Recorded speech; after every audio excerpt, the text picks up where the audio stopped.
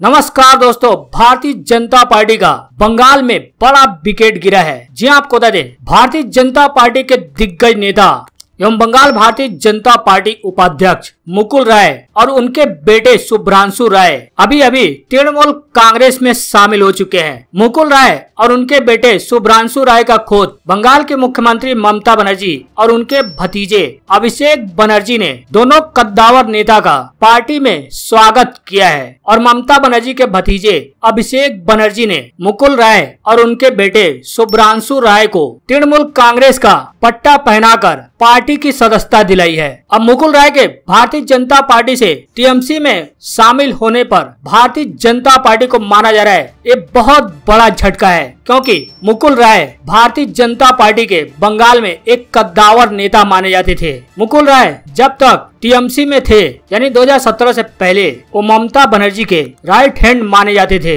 मुकुल राय ने ही 2017 के बाद टीएमसी के कई दिग्गजों को भारतीय जनता पार्टी में लाने में उनकी अहम भूमिका रही थी। अब मुकुल राय का टीएमसी में शामिल होने यानी घर वापसी के बाद उनके करीबी और समर्थकों का भी टीएमसी में जाना तय माना जा रहा है। खबरें ऐसी है कि 50 से ज्यादा ऐसे नाम हैं जो भारतीय जनता पार्टी के नेता हैं और टीएमसी में वापसी करना चाहते हैं। हालांकि उन नामों का खुलासा नहीं हुआ है, लेकिन मुकुल राय का भारतीय जनता पार्टी छोड़ तृणमूल कांग्रेस में शामिल होना भारतीय जनता पार्टी के लिए बड़ा नुकसान बताया जा रहा है। हालांकि अब टीएमसी मुख्यालय पर पहुंचकर ममता बनर्जी से मुलाकात करने के बाद मुकुल राय टीएमसी में वापसी कर चुके हैं। मुकुल राय का खुद ममता बनर्जी और उनके भतीजे अभिषेक बनर्जी ने स्वागत किया है और उन्हें एक बार फिर से पार्टी की सदस्यता दिलाई है। तृणमूल में दोबारा से शामिल होने के बाद मुकुल राय ने कहा है कि घर आकर मुझे बहुत अच्छा लग रहा है। साथ ही उन्होंने कहा कि